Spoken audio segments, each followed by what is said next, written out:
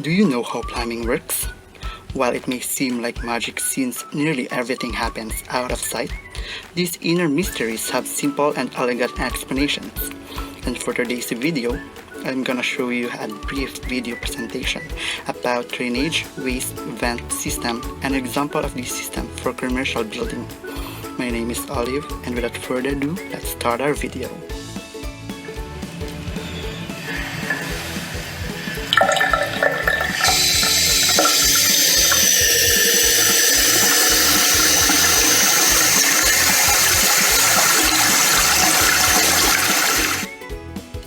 So what is drainage waste vent system?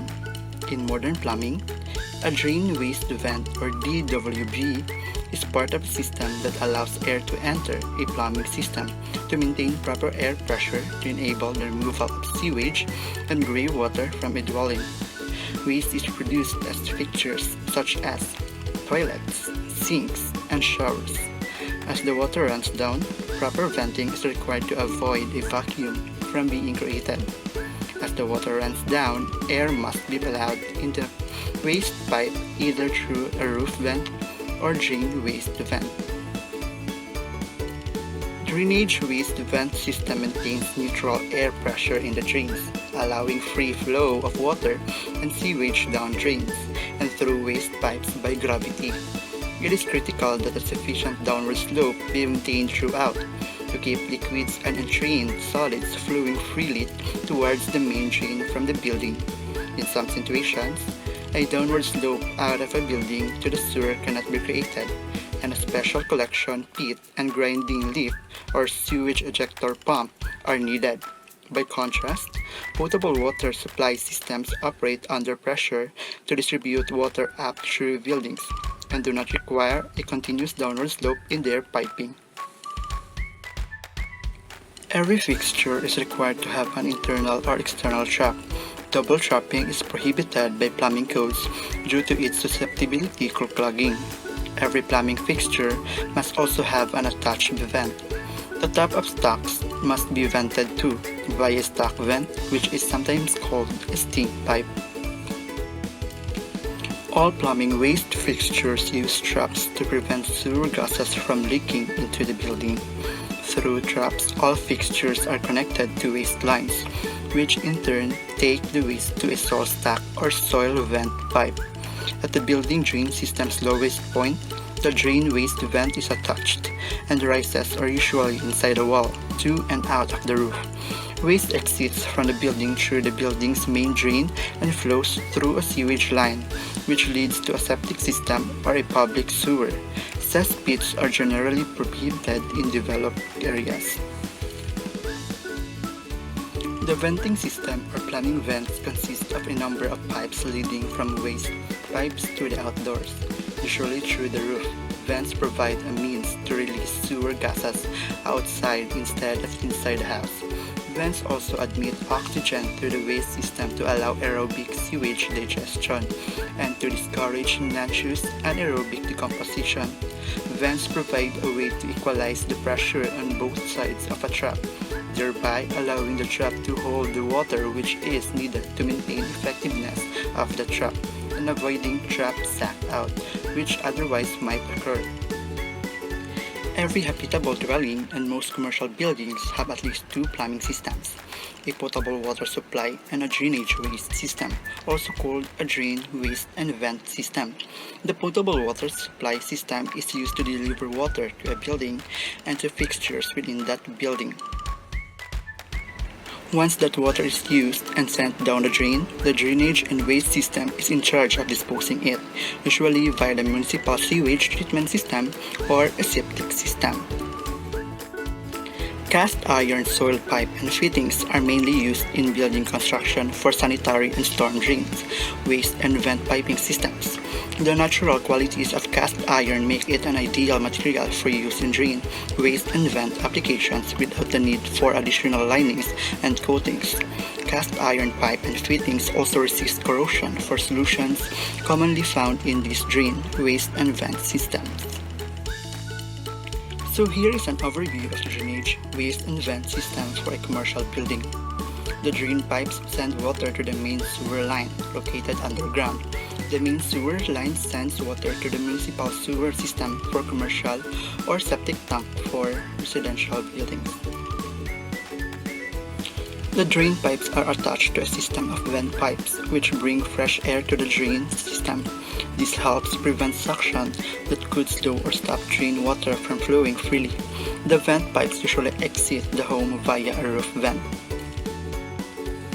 Wastewater ends up in the main waste and vent stack, which curves to become the main sewer line that exits the building near the foundation. If you are connected to a municipal system, the sewer line connects with the main sewer line located near the front curb. If there is no sewer service available, the sewage would empty into a septic system.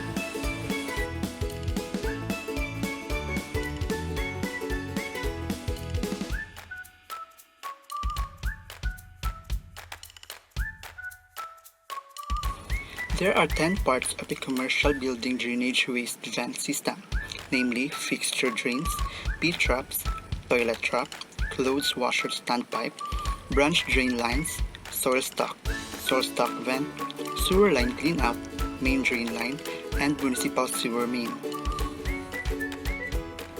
P-traps immediately beneath a sink, bathtub, or other plumbing fixture.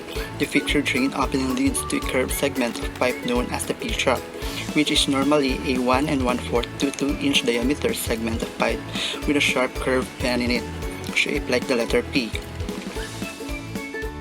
Next one is toilet trap. Although it is not immediately evident, every toilet has built into it a curved drain trap of its own, which you may be able to see if you view the toilet bowl unit from the side. This built-in trap serves the same function as a sink drain trap, to trap water and keep sewer gases from rising into the home. Clothes washer standpipe. Another specialty form of drain trap is the one that serves your clothes washer. The washing machine drain tube empties into an exposed standpipe that leads her down to a curved drain trap, which in turn leads to a branch drain and onward to the main drain.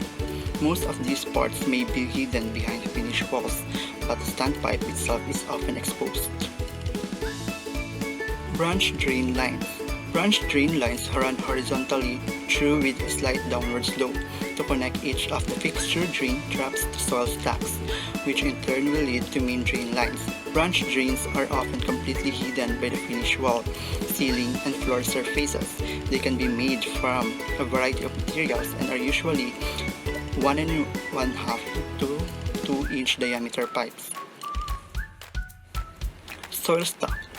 As branch drains reach the end of the horizontal runs, they empty into soil stacks or main drain stacks, which are large diameter vertical pipes.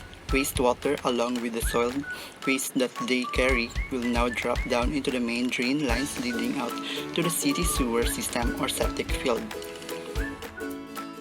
Soil stack vent. The upper part of the vertical soil stack provides the venting component of the DWV system. If you follow it upward, the vent stack penetrates through the roof of your home or a building where it is open to the outside air. The vent allows the entire drain system to maintain equal air pressure. This is essential to prevent the suction power of the water moving through the pipes from pulling water out of the individual drain tracks. Sewer line cleanout. The sewer cleanout is only there for emergencies and regular cleaning. It is usually found in a cup or hub mounted to a 3 to 4-inch diameter pipe that rises out of a slab floor in a basement or utility area. Sometimes it is mounted flush into the floor. In some climates, the cleanout is mounted in an in-ground fitting located just outside the foundation of a building. Main drain line. All wastewater from a building is carried to the municipal sewer line by one main drain pipe that runs horizontally, but with a straight downward slope, under the lowest floor of the building out to the municipal sewer main or out of the septic field. Lastly, the municipal sewer main.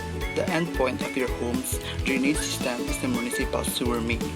Your home's main drain line runs perpendicular to the sewer main, angled downward to promote the flow of waste. You have no control over the municipal line since it is owned by a city, county, or wastewater district.